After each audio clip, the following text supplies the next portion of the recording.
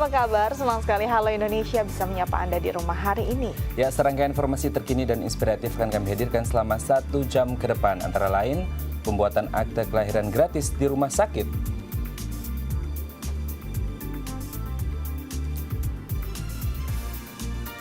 Ada pula Ketua RW Teladan jadi nominator Kalpataru 2016. Ya, dan hari ini Halo Indonesia akan membahas tentang sistem baru pembayaran kereta komuter Jabodetabek, selengkapnya dalam segmen Bincang.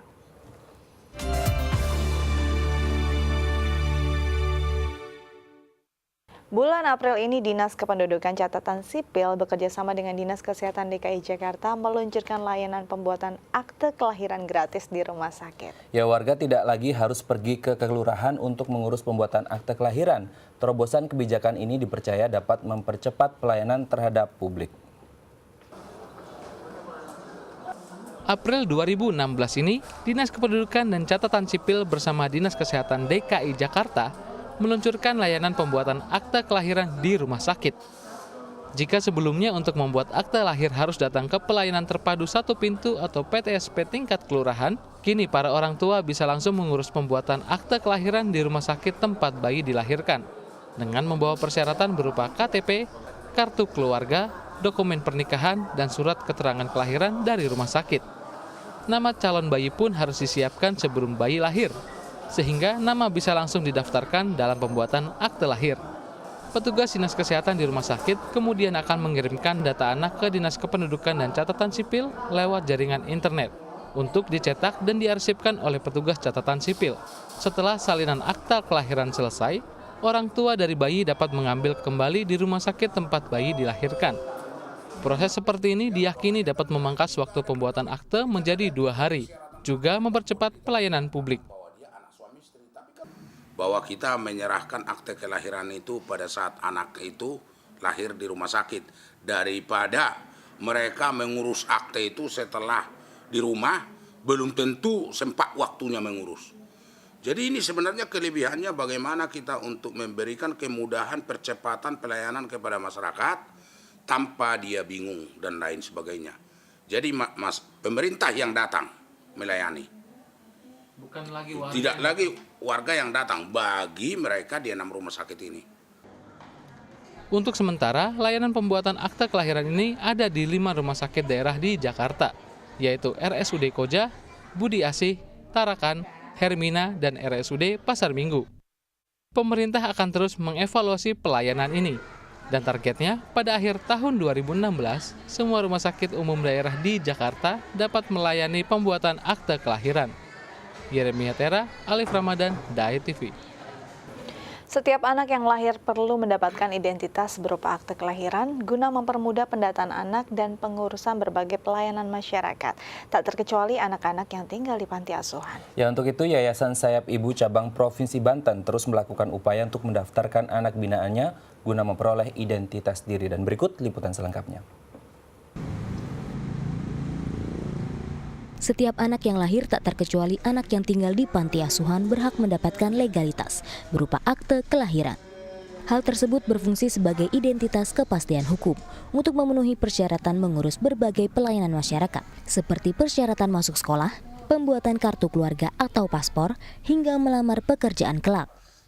Untuk mendapatkan akte kelahiran bagi anak panti asuhan, Yayasan Sayap Ibu Cabang Provinsi Banten yang terletak di Jalan Raya Graha Bintaro, Pondok Kacang, Tangerang ini mendaftarkan anak binaannya ke Dinas Kependudukan dan Catatan Sipil. Syarat yang dibutuhkan untuk mendapatkan akte atau identitas anak yatim dulunya berupa profil anak, surat kuasa dari panti asuhan, dan legalitas lembaga atau yayasan panti. Namun kini, syarat utama bagi anak yang ingin mendapat akte kelahiran harus tercatat dalam kartu keluarga atau KK yang bertanggung jawab di Ponpes atau panti asuhan.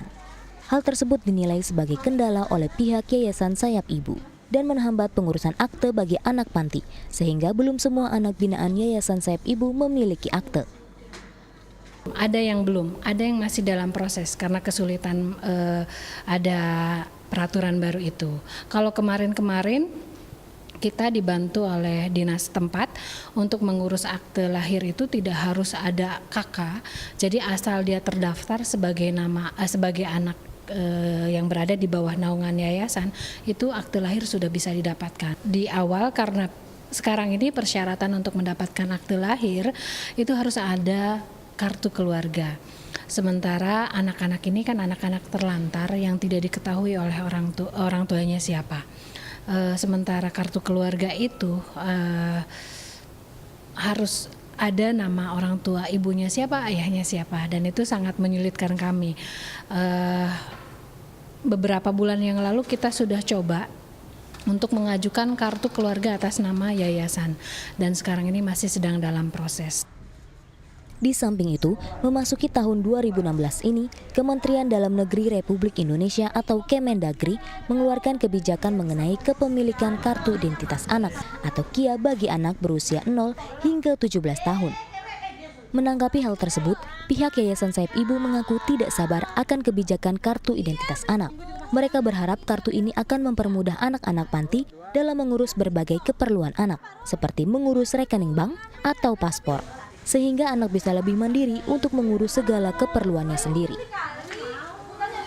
Saya berharap ini akan sangat mendatangkan manfaat bagi anak-anak. Pertama, ini adalah hak anak ya, karena bagaimanapun seorang anak itu akan dia sendiri lebih bangga kalau punya kartu identitas.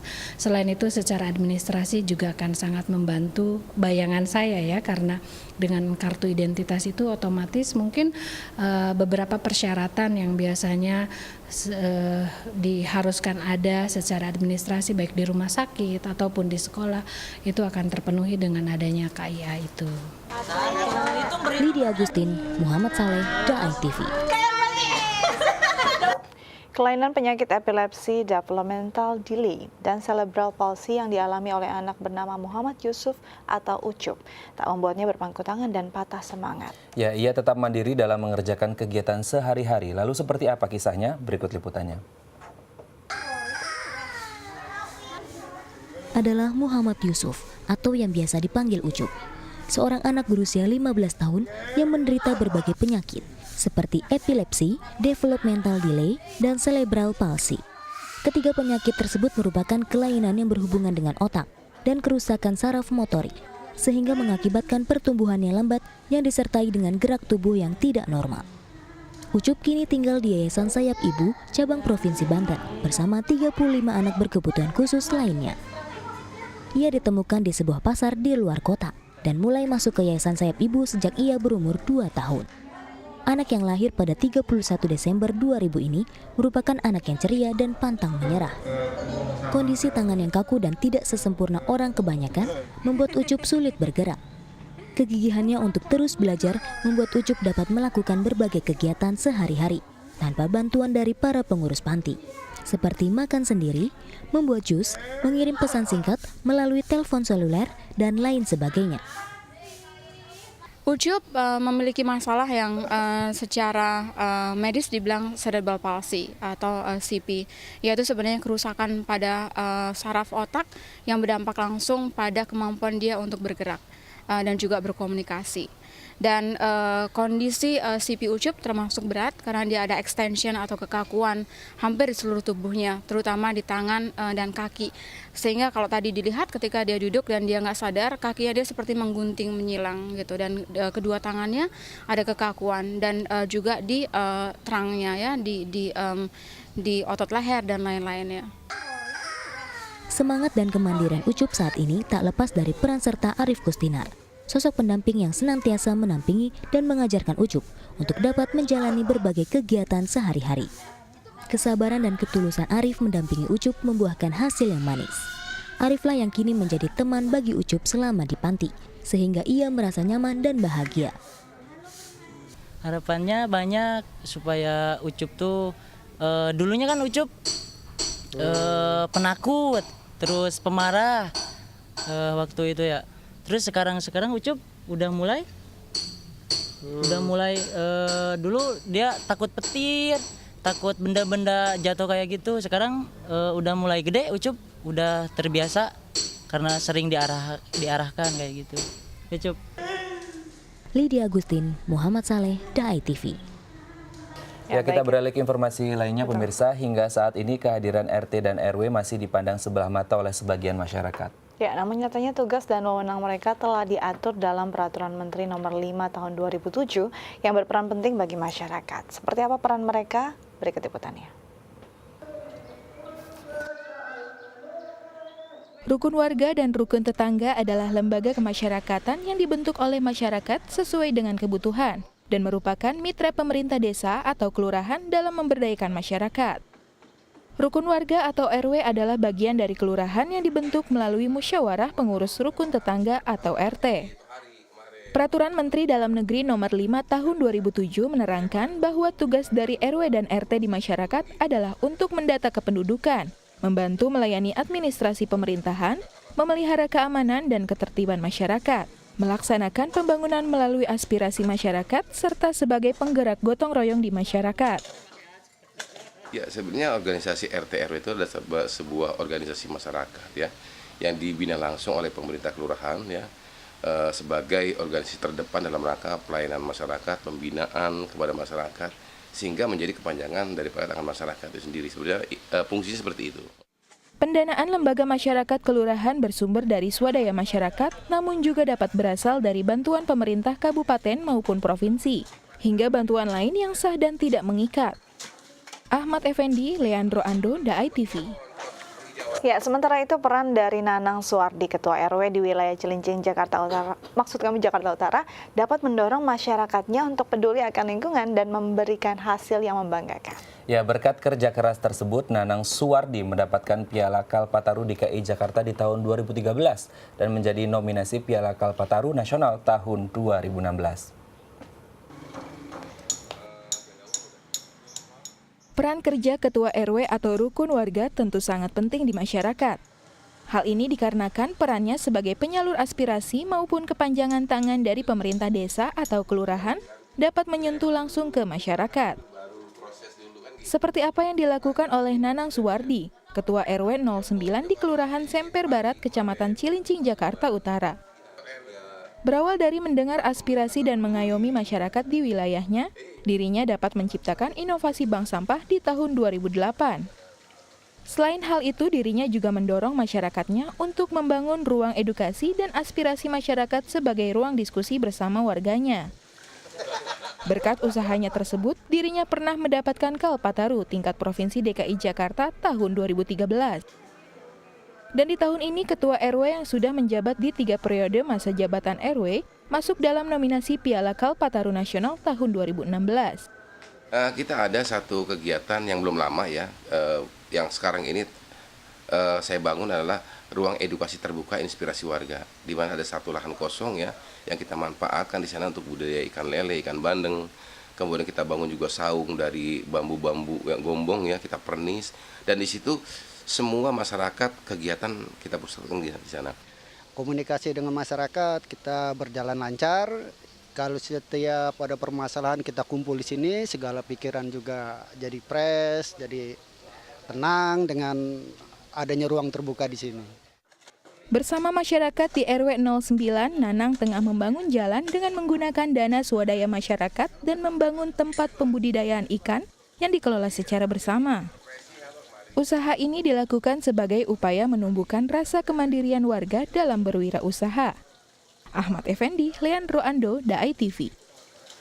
Ya, pemirsa, selanjutnya kami akan membahas tentang sistem baru pembayaran kereta komuter Jabodetabek. Namun setelah jeda berikut, tetap bersama kami di Halo Indonesia.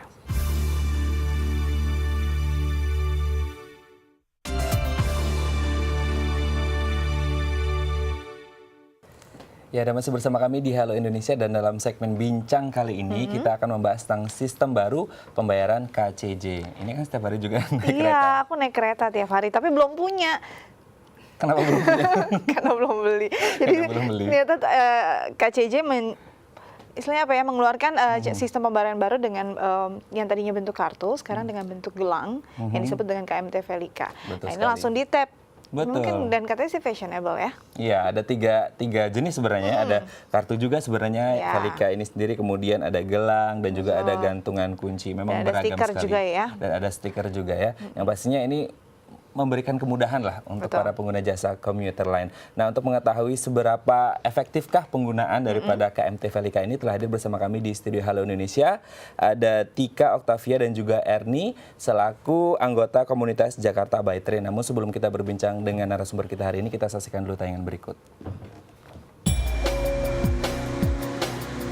Berbagai kemudahan terus ditawarkan oleh PT KAI Komuter Line Jabodetabek atau PT KCJ. Salah satu inovasinya dengan model pembayaran kartu multitrip Velika atau yang lebih dikenal dengan sebutan KMT Velika. PT KCJ bekerjasama dengan salah satu perusahaan kartu tiket elektronik Jepang menciptakan metode pembayaran menggunakan chip berbentuk gelang, stiker, dan gantungan kunci. Kini para pengguna jasa kereta komuter lain Jabodetabek hanya perlu menempelkan gelang, stiker, dan gantungan kunci di gerbang elektronik saat masuk dan keluar peron sebagai ganti kartu pembayaran. Berbeda dari e-ticketing berbentuk kartu yang menggunakan chip A dan B, yang terkadang membutuhkan waktu yang cukup lama untuk bisa terdeteksi di gerbang elektronik, chip C yang terdapat dalam KMT Velika justru lebih sensitif, sehingga tidak membutuhkan waktu yang lama saat tap in dan tap out, karena menggunakan perangkat chip dengan teknologi terbaik se-Asia Pasifik. Sejak diluncurkan KMT Velika pada Februari tahun 2015 yang lalu, KCJ telah berhasil memasarkan lebih dari 20.000 KMT Velika di seluruh loket stasiun kereta komuter Jabodetabek. Harga per satu gelang KMT Velika senilai Rp75.000 dengan saldo awal Rp25.000. Sedangkan untuk KMT Velika berbentuk stiker dan gantungan kunci dijual seharga Rp50.000 dengan saldo awal Rp15.000. Lucu-lucu ya. Ada pilihan, ada gantungan, stiker, dan juga gelang. Gelangnya juga lumayan fashionable ya. Iya. Tapi nanti kita akan bicara tentang fungsinya ya. Kayak kalau tamu kita sekarang nih punya koleksinya banyak mungkin. Kalau saya cuma satu-satunya itu aja. Kasihan sekali ya. Oke, kita ke narasumber kita, ada Mbak Tika dan juga Mbak Erni. Selamat datang di Halo Indonesia. Apa kabar? Baik. Naik kereta hari ini? Aku naik dijemput. Oh, kelihatan ya yang naik kereta sama yang enggak, lebih fresh. Oh iya, kelihatan ya. Soalnya penuh-penuhan nggak sih? Oke. Kita ke Mbak Tika dulu. Mbak Tika ini kan sudah memakai KMT Velika. Nah, bisa dijelaskan ini rutenya Mbak Tika sendiri dari mana ke mana, Mbak Erni dari mana ke mana, dan fungsinya apakah memang sudah maksimal saat ini? Kita ke Mbak Tika dulu. Oh, kalau aku sih rutenya Sudibara Jakarta Kota. Kalau sekarang aku pakainya kartu Velika, KMT Velika. Pertama-tama sih emang agak itu ya, kayak jeda pas tap ini itu 1-2 detik. Tapi kalau sekarang sih udah cepat. Mungkin sistemnya udah disinkronin kali ya. Kalau Mbak Erni sendiri dari mana sampai mana? Aku dari Polris ke Grogol. Gitu, ini pakai yang terbaru nih, pakai gelang. Dia update ya. Gimana rasanya? Ini sudah menggunakan yang terbaru. Rasanya gimana? Apakah memang lebih cepat karena chips ini juga berbeda? Untuk sekarang sih jadi lebih cepat ya. Kalau mungkin pas di awal-awal emang agak susah untuk penyesuaian baca sistem di gate-nya. Jadi agak lama, tapi makin kesini mungkin makin di upgrade. Jadi udah cepat sih sekarang. Oke. Ini sendiri kalau teman-teman dari Jakarta by Train sendiri, apakah memang rata-rata sudah memakai gelang atau masih pakai kartu? Mungkin rata-rata Kebanyakan anak muda sih yang pakai gelang ya. karena emang lebih bagus. Tapi apakah sebenarnya dari Jakarta by Train ini, apakah memang mengoleksi? Karena ini kan dari mulai, kebetulan saya juga menggunakan pengguna jasa kereta api, jadi mulai dari yang kartunya warna hitam yang bisa digunakan untuk ini dibawa semua loh. Ya, ini yang bisa digunakan untuk parkir juga. Nah, lalu dikeluarkan juga yang warna putih ya, yang tidak bisa digunakan untuk parkir ya kalau nggak salah ya. Yang Velika belum bisa Lalu sekarang ada lagi yang terbaru yang gelang, lalu ada bentuk stiker, gantungan kunci. Nah, sebenarnya menurut kalian ini daya tarik tersendiri nggak sih untuk naik kereta, atau sebenarnya jadi ribet karena kebanyakan? Kami coba. Kalau aku pribadi sih karena aku tertarik jadi aku beli ya, karena kan namanya anak muda, gitu kan, kayak keren loh gitu kan. Orang juga nggak nyangka kalau ini tiket kan, jadinya kalau ini kayak jadi bisa double fungsi gitu, bisa aksesoris juga, bisa jadi tiket kayak juga. Kadang-kadang kalau nggak naik kereta pun kadang aku suka pakai. Oh ya? Iya kan, nggak ada yang ngira gitu. Jadi kalau ada orang ngeh baru gitu, itu tiket kereta ya? Oh iya gitu kan. Oke, kalau untuk Mbak Tika sendiri gimana? Ini kan cukup banyak koleksinya. Memang kenapa setiap seri dibeli? Kalau aku sih emang suka sih bentuk-bentuknya lucu-lucu. Terakhir sih punya yang gantungan kunci, ada yang cowok-cewek ya waktu itu ya. Terus ada juga yang bentuknya robot. Lucu gitu. Cuma jadi buat koleksi aja sih. Saya kalau misalnya dipakai, kalau yang gantungan itu kan ngerinya di dalam kereta desek-desekan tuh. Takutnya nanti lepas ya. Sayang-sayang. Jadi dikoleksi aja. Kalau aku sih hampir sama dengan Mbak Tika, men. Tapi beli terus karena hilang. Bukan Beda karena alasan koleksi, ya? beda alasan. Karena Oke. kecil bentuknya Oke, ya. kita ke Mbak Erni. Mbak Erni, penyempurnaan KMT ini menjadi KMT Velika, apakah sudah ada dampak yang dirasakan jauh melebihi yang sebelumnya? Kalau dampak sih mungkin karena secara fungsi sih sama aja ya sebenarnya. Cuma memang lebih ke inovasi KCJ sendiri gitu. Gimana supaya orang-orang tuh mau pakai KMT. Karena mungkin kalau orang ngelihat KMT cuma kartu biasa gitu loh, nggak ada yang menarik gitu. Jadi mereka bikin hal-hal kayak gini emang supaya orang-orang tuh mau gitu loh beli KMT gitu. Tapi kalau untuk kalian sendiri sebagai pengguna, ada nggak sih manfaat yang memang dirasakan sangat besar dengan menggunakan KMT? Apakah memang karena jadi nggak harus ngantri di loket, atau memang cuma karena menarik aja? Ya manfaatnya itu nggak pakai ngantri ya. Nggak pakai ngantri. Jadi setiap, kalau dulu kan kalau misalnya mau naik kereta masih zamannya tiket kertas tuh. Kita tiap ke stasiun mau pergi kerja ngantri dulu. Terus kalau pulang juga udah capek-capek nih ke stasiun ngantri lagi. Kalau sekarang pulang pergi kalau saldonya masih ada tinggal tap in aja gitu. Oke, jadi memang menghemat waktu juga dan Menghemat efisien waktu. ya. Betul sekali. Tapi kalau dibandingkan dengan yang lama, memang ada perbedaan kah, lebih cepat atau seperti apa? Secara fungsi sama sih, tapi emang akhir-akhir ini emang jadi lebih cepat. Memang awalnya agak sedikit lambat. Lambat. Kadang harus berapa kali Harus gitu berapa ya. kali. Kadang 2 kali. Dan kalau menggunakan yang ini akan terasa lebih cepat dan lebih efisien. Lebih efisien aja sih. Oke, nah ternyata kalau misalkan penggunaan, kan harus ada saldo kan pastinya. Nah untuk yang model gelang sendiri gimana pengisian saldonya? Kalau di loket kan beda-beda ya. Di loket kadang ada yang kartunya ditempel di luar gitu. Kalau itu ya aku tinggal tempel. Tapi kadang ada juga yang loketnya ngisinya di dalam, jadi aku kasih. Tapi sekarang ini bisa diisi di vending machine kok. Jadi tinggal ditaruh aja di vending, nanti langsung diisi bisa sendiri. Oke, jadi memang sudah sangat dimudahkan ya. Iya. Tapi kalau misalkan kita bicara tentang inovasi sistem pembayaran, tapi harus diikuti juga dengan pelayanan yang baik juga ya. Nanti kita bicarakan lebih lanjut setelah jeda berikut, tetap bersama kami di Halo Indonesia.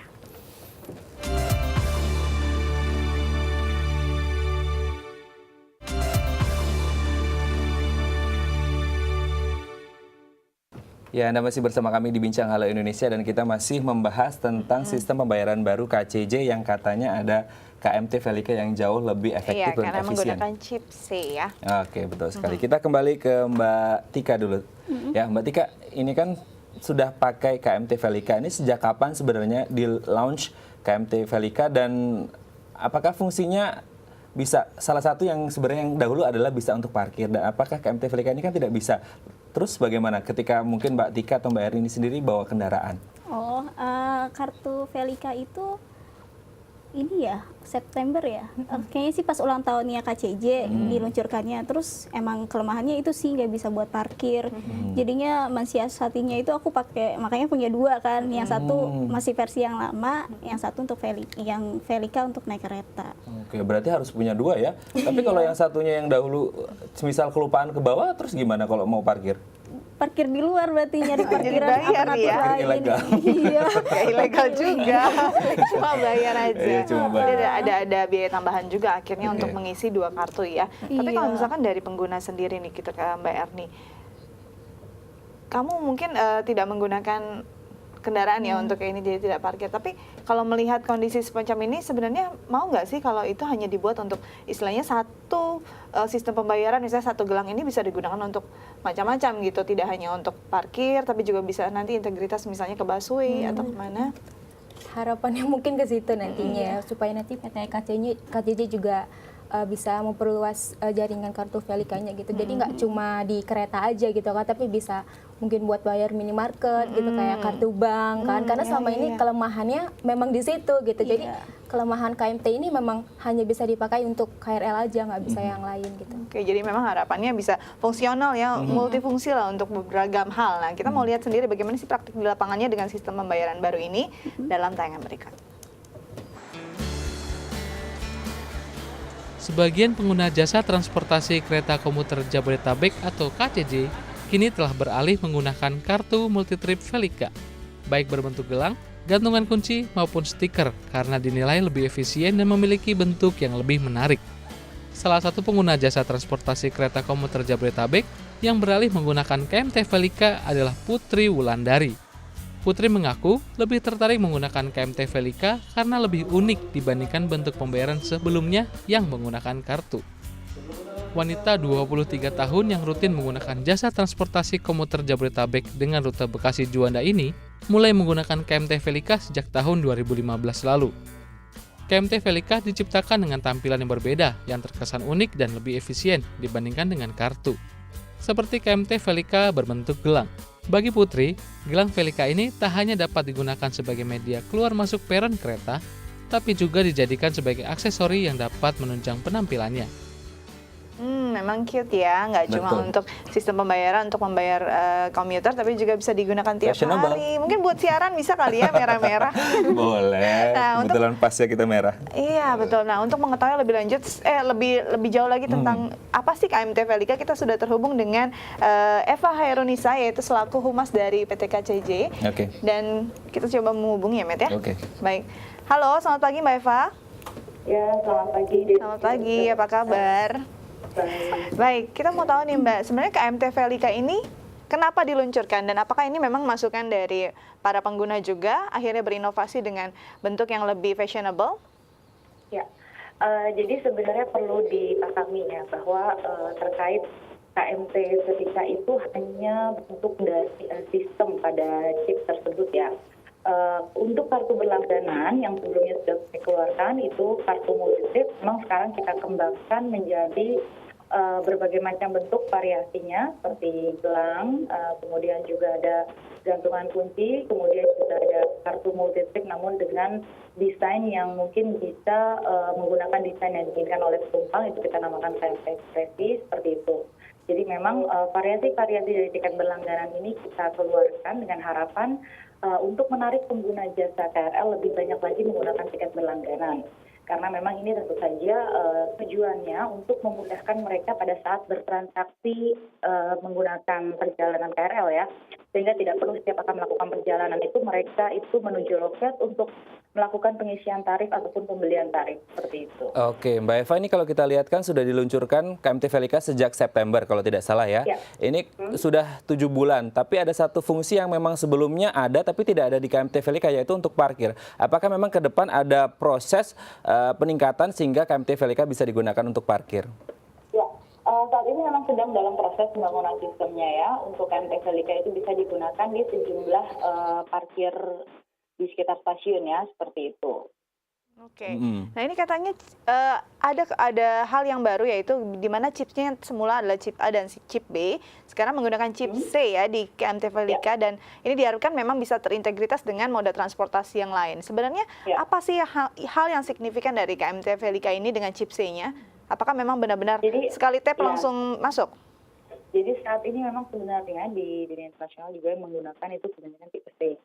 Tipe C dari Velika ini memang memiliki kelebihan, salah satunya pada saat membaca sistem pada gate itu dia lebih cepat dibandingkan dengan KMT yang sebelumnya seperti itu.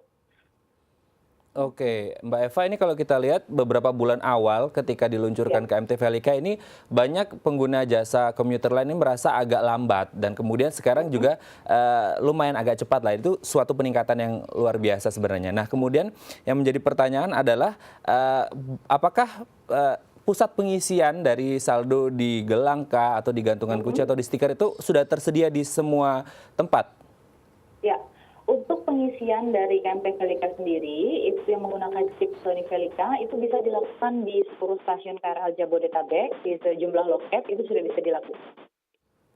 Oke, jadi memang hampir di seluruh stasiun sudah tersedia ya Mbak ya? Sudah, bahkan saat ini juga kita mengeluarkan vending mesin, jumlahnya itu sudah sekitar 50 unit vending mesin ya, kita sebar di 18 stasiun KRL Jabodetabek.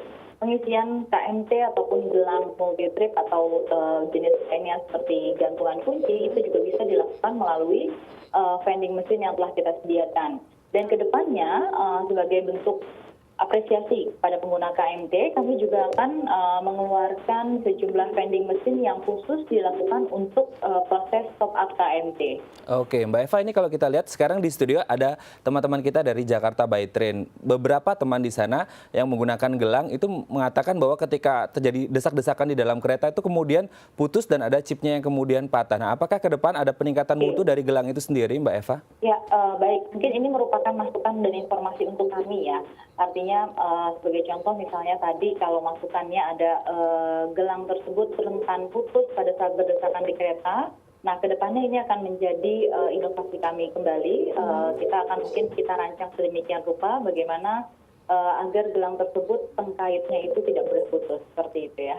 Oke, Mbak Eva, terima kasih banyak untuk waktunya dan informasinya. Sukses terus untuk KCJ dan inovasinya ya. Terima kasih. Baik, kita kembali ke tamu kita hari ini. Tadi sudah dengar dari Humas KCJ bahwa mereka akan memperbaiki mutu dan akan meningkatkan, istilahnya fasilitasnya akan ada di seluruh stasiun. Bagaimana tanggapan kalian?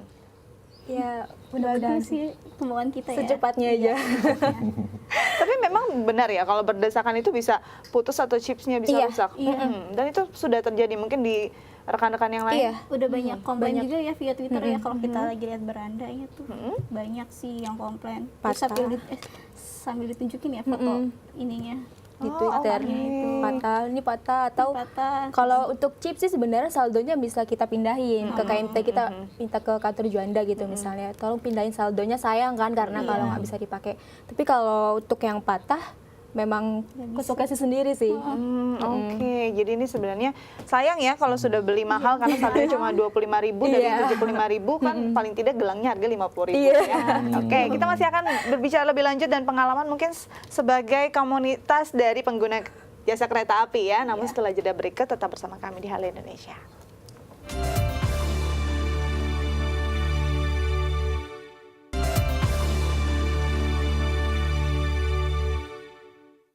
Ya, Anda masih bersama kami di Bincang Halo Indonesia. Tadi kalau kita sudah berbincang dengan Bu Eva, selaku Mas KCJ, Mbak Tika dan juga Mbak Erni, sebenarnya banyak fungsi yang bisa didapatkan dari Velika ke depannya. Tapi kemudian ada beberapa hal yang mungkin masih harus diperbaiki lagi, ditingkatkan lagi, dan kita ingin dengar langsung dari para penggunanya ya. Kita kembali ke Mbak Erni dan juga Mbak Tika.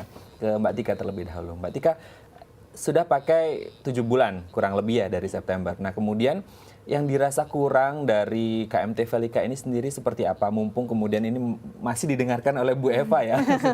Oke. Yang pertama sih minta vending machine mungkin diperbanyak ininya, maksudnya cakup ininya ya di stasiun-stasiun kecil kayak gitu kan, mungkin 1-2 lah gitu. Jangan cuma di stasiun-stasiun besar aja ya. Yang kedua sih untuk loket-loket manualnya yang stiker kan kalau misalnya kayak stiker, gelang sama kartu Velika itu tuh harus diisinya di loket yang bertanda khusus ada Velikanya. Itu diperbanyak gitu. Kalau jadi selama ini memang terbatas masih ya? Iya, terbatas. Misalnya ada 5 loket nih. Cuma sekitar 1-2 yang bisa ngisi KMT Velika gitu. Berarti kalau dengan keberadaan 5 loket hanya 2 saja yang 2 loketnya yang kemudian bisa dipakai oleh KMT Velika, apakah tidak menimbulkan antrian yang panjang ketika pas turun dari kereta kan itu lumayan banyak orang. Nah, apakah hanya 2 loket dari 5 loket yang tersedia untuk Velika menyebabkan antrian panjang? Kalau antrian panjang kan di gate pas mau keluar ya. Kalau ke loket itu kan buat kita ngisi saldonya itu. Cuma kadang sih pernah pengalaman ya waktu pertama-tama belum tahu kalau loketnya itu khusus. Misalnya kita udah ngantri nih di loket 1, udah panjang-panjang, pas sampai di depannya, maaf Mbak, Velika di loket 3 gitu. Oke, jadi memang sudah mengantri panjang sampai di depan kasirnya, justru ternyata bukan di situ antriannya ya. Oke, ini memang hal-hal yang sering terjadi dan dialami oleh para pengguna jasa kereta api. Bagi yang awam ya, kayak gitu sih. Oke, nah kalau kita lihat dari transformasi ya dari kartu yang warna hitam, putih, sampai sekarang yang fashionable bentuk gelang ini kan harganya terus meningkat. Dari 50.000 yang saldonya 30.000 sampai sekarang yang 75 saldonya hanya 25.000. Nah ini sebenarnya dari pengguna sendiri kan memang membeli dengan kemauan sendiri, tapi ya mungkin ada harapan dengan harga yang terus meningkat juga pelayanannya lebih baik juga nggak sih? Atau selama ini merasakan masih sangat kurang? Untuk pelayanan yang kita rasain sih, ya alhamdulillah sih lama-lama meningkat gitu, kayak mungkin musola yang dibangun gitu, banyak musola baru, terus sekarang musola juga ada AC-nya gitu, kamar mandi juga dibangun sekarang. Jadi ya mudah-mudahan sih terus lebih baik aja sih ke depannya. Kalau dari pandangan teman-teman mungkin ada pernah sharing-sharing ya dari komunitas Jakarta by Train yang dirasa paling tepat, cocok dan sesuai dan kira-kira efisien dan efektif untuk melakukan pembayaran di KCJ ini, apakah seperti dulu pakai tiket, kemudian pakai kartu, kemudian sekarang Velika, atau ada ide yang lain? Ini udah cocok sih kayaknya ya. Udah nyaman ya? Udah nyaman. Karena kan secara tarif juga kan kita progresif kan, jadi untuk mungkin kartu ini sudah cocok, apalagi kalau main KMT dengan sistem saldo kan, jadi kadang kita mau kemana aja terserah kita gitu loh, karena yang penting saldo kita cukup gitu. Nah itu dia, tapi rencananya akan juga ada sistem pasca bayar. Udah tahu belum? Kita belum ya. Belum tahu ya. Aku lebih tahu dari mereka. Zaman dulu ya. Oke, jadi rencananya juga akan ada pasca bayar, dan siap-siap kalian harus lebih hemat karena jangan sampai membengkak di akhir bulan ya. Oke, terima kasih untuk kehadirannya, sukses terus dan tetap jadi pengguna kereta yang setia dan bijak ya. Baik, kita masih punya banyak informasi lainnya, tetap bersama kami di Halo Indonesia.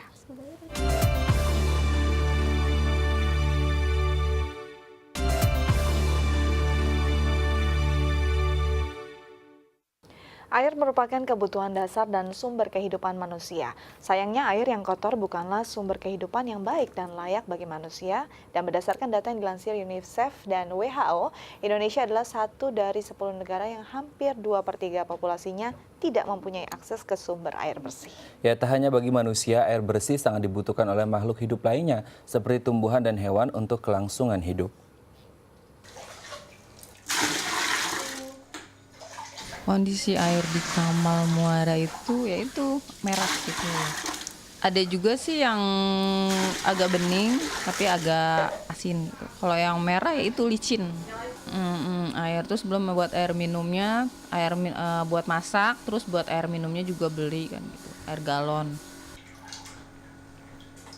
Dari dulu emang nggak ada air nggak ada air masuk itu, air pump itu nggak ada, kecuali ada sumbangan dari mana gitu, yang seperti air bor itu aja, nggak ada yang lain. Begitulah cerita Lela mengenai keadaan air di wilayahnya di kawasan Kamal, Jakarta Barat. 12.000 jiwa warga di kelurahan ini memenuhi kebutuhan air dengan memanfaatkan air bor dan sumur. Sedangkan untuk minum, warga mengandalkan air yang dijual pedagang air keliling dengan biaya yang relatif lebih mahal. Iya sih, keluhannya begitu. Terutama kan emang kalau apalagi tuh kalau musim panas kayaknya agak lengket-lengket gitu ya, masalahnya kan kadar garamnya di sini agak tinggi ya. Emang sih ada agak enggak asin-asin banget. Tapi kalau kelama-lama kita rasa kayaknya agak lengket-lengket gitu. Kadang suka gatel-gatel juga. Harganya 1 pikul tuh 6.000. Ya lumayan, kalau sehari 6.000 kali 1 bulan berapa ya? SMPN 120 Jakarta mencoba menyiasati permasalahan air di kawasan Kamal Muara dengan menerapkan sistem rainwater harvesting atau penampungan air hujan. Walaupun masih secara parsial, langkah ini mampu membantu mengurangi dampak kurangnya sumber air bersih. Jadi untuk keperluan air bersih di SMP 120, kami masih membutuhkan bantuan dari sekolah sebelah, SD Kamal 01 dan SD Kamal 02. Jadi karena kebutuhannya banyak gitu ya, kami tidak bisa mengebor sendiri untuk kebutuhan air bersihnya, maka diperlukan bantuan dengan menggunakan program RWH ini.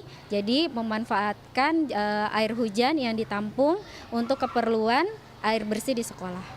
Jadi kondisi air tanahnya kalau yang ada di sekolah kami, yang pertama ketika digunakan itu terasa licin. Kalau yang air sumur terasa licin, agak keruh, kemudian terkadang berlumut. Sedangkan untuk air RWH-nya karena sudah mengalami proses penyaringan dari air hujan, penyaringan, maka terasa di badan itu keset, enak gitu dan jernih, bening dan tidak, yang jelas tidak keruh dan tidak berlumut. Itu perbedaannya. Air seakan-akan tersedia gratis dan tak terbatas. Padahal semakin lama ketersediaan air bersih semakin langka dan perlu biaya untuk menyediakan air layak pakai. Menghemat air bersih berarti turut menyelamatkan masa depan lingkungan dan anak cucu kita sendiri. Tim Liputan, DAI TV. Ya, ketersediaan air bersih juga dibutuhkan dalam jumlah banyak oleh gedung-gedung perkantoran dan industri dalam kegiatan operasional sehari-hari. Untuk menghemat penggunaan air, setiap industri dan perkantoran perlu mengolah air dan limbah cairnya sendiri. Ya, pengolahan air yang bijak tidak hanya menguntungkan pihak perkantoran atau industri yang bersangkutan, tetapi juga ketersediaan air secara umum untuk cakupan wilayah yang lebih luas. Inilah gedung Seci Center di wilayah Pantai Indah Kapuk, Jakarta Utara. Gedung yang terdiri dari perkantoran sekaligus kantor pusat Yayasan Huda Seci memiliki luas sekitar 10 hektar. Penggunaan air di gedung ini sebagian besar memanfaatkan saluran dari PDAM. Sedangkan untuk keperluan penunjang lainnya, pihak pengelola memanfaatkan sistem penampungan air hujan dan sistem daur ulang air sebagai cara untuk mengefisienkan penggunaan air. Dua sistem ini digunakan untuk penyiraman tanaman dan air cooling water. Ini namanya ruang RWT room ya. Jadi ruang untuk menampung air hujan yang dari roof tank kita itu semuanya kita tampung, kita alirkan ke drain-drain yang sudah kita siapkan langsung menuju ground tank kita.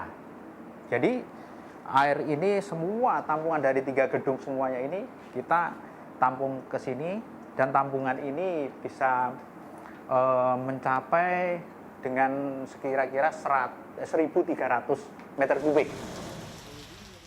Di musim hujan, sistem pemanfaatan cadangan air hujan dapat menghemat sekitar 30% penggunaan air setiap bulan.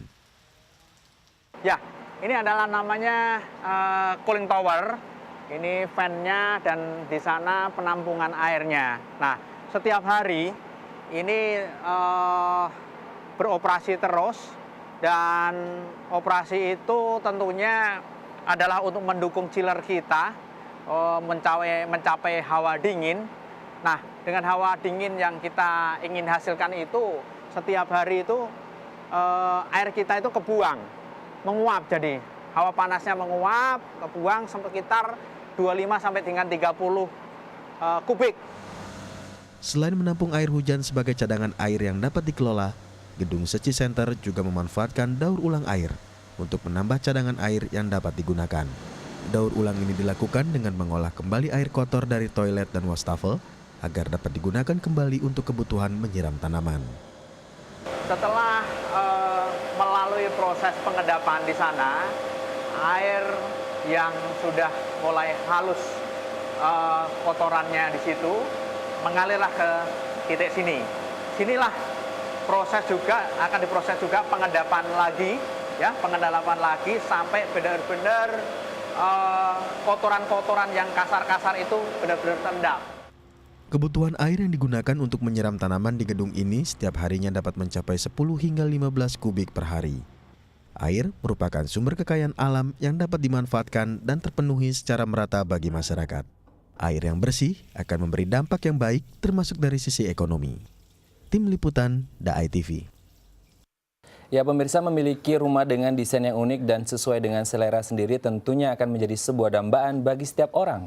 Iya, di Medan, Sumatera Utara terdapat beberapa rumah dengan bentuk dan desain yang unik. Salah satunya rumah yang menyerupai bentuk sepatu berikut ini. Rumah unik berbentuk sepatu ini berada di Jalan Karangsari, kawasan Medan Polania, Medan, Sumatera Utara. Pemiliknya Muhammad Yusuf Sukartara, mantan atlet sepeda era 1965. Pria 72 tahun ini pernah berkeliling dunia dengan sepeda pada tahun 1969, hingga akhirnya menetap di Belanda. Yusuf mengatakan bahwa ide rumah berbentuk sepatu ini didapatnya dengan meniru bentuk rumah di India. Tahun 50-an, waktu aku masih di Medan sini, aku mendapatkan sebuah majalah. Ya, memang aku suka membeli majalah film India dulu, itu namanya Film Fair. Di dalam majalah itu aku melihat sebuah rumah yang unik, yang sekarang memang ada, rumah di Bombay, dan itu hanya untuk turis sebenarnya, rumah kecil. Biayanya aku tidak bisa pastikan, tapi kurang lebih aku perhitungkan sampai termasuk ongkos tukang ya, sampai 550 juta menuju ke 600 juta. Rumah unik ini tidak dikerjakan ahli teknik bangunan. tapi dikerjakan Haryono, seorang pekerja bangunan yang biasa mengerjakan pembangunan rumah bertingkat dan kubah masjid. Itu memang sudah jadi tantangan. Saya senang kalau ditantang. Mereka ini datang Pak Yusuf Sukartara ke rumah. Dia membawa foto rumah sepatu. Katanya membuat rumah sepatu kan. Jadi dia datang ke rumah, dia percaya sama saya. Saya sanggup, saya merasa ditantang, saya bilang kan. Sesudah itu, karena kan mengerjai rumah ini sama dengan rumah tingkat. Kita biasa mengerjai rumah gedung bertingkat. Cuma ini tekniknya agak sulit, bulat. Tapi kan kenyataannya sama itu. Rumah yang dikerjakan 7 orang selama 3 bulan ini belum sepenuhnya selesai. Hanya tinggal melakukan beberapa finishing saja. Selain memiliki bentuk yang unik, rumah ini juga memiliki interior yang menarik. Seperti tempat tidur berbahan dasar tali yang dianyam warna-warni ini. Rupanya yang mencolok membuat terlihat cantik sebagai tempat beristirahat. Bangunan ini memiliki 3 lantai, mengikuti bentuk sepatu boot yang tinggi. Di lantai teratas bangunan ini dibuat sebuah teras kecil. Teras ini memiliki pemandangan yang cukup luas dan udara yang segar. Dari sini ketenangan dan suasana nyaman tentu dapat dirasakan oleh pria yang gemar memotret ini. Wah, luar biasa. Karena sebagai putra Indonesia, aku merasa bangga bahwa aku bisa berbuat sesuatu untuk negeriku. Agak sedikit terharu. Bisa berbuat sesuatu yang bangsa Indonesia atau putra-putra Indonesia lain tidak pernah buat. Dan aku rasa ini terinspirasi dari rumah sepatu di Bombay dulu. Ini menjadi kenyataan dan ini aku merasa bangga bahwa aku bisa menghidangkan sesuatu kepada bangsaku. Menetap di negeri orang tak membuat Yusuf lupa akan negeri sendiri. Cita-citanya memberikan sesuatu yang baru bagi daerahnya akhirnya terwujud. Semoga rumah sepatu dapat menjadi daya tarik bagi masyarakat yang berkunjung ke Kota Medan. Tim Liputan DAI TV. Ya, berikut kami sampaikan perakiraan cuaca untuk sejumlah wilayah di Indonesia.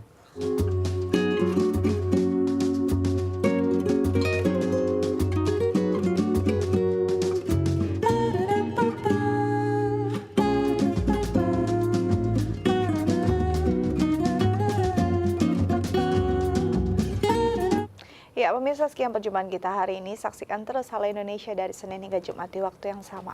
Ya, jangan lupa follow Twitter kami di @daai_tv dan @haloindo_daai_tv. Akhir kata saya Astia Dika. Dan saya Raden Madlias mewakili seluruh kru yang bertugas pamit undur diri. Sampai jumpa dan selamat beraktivitas.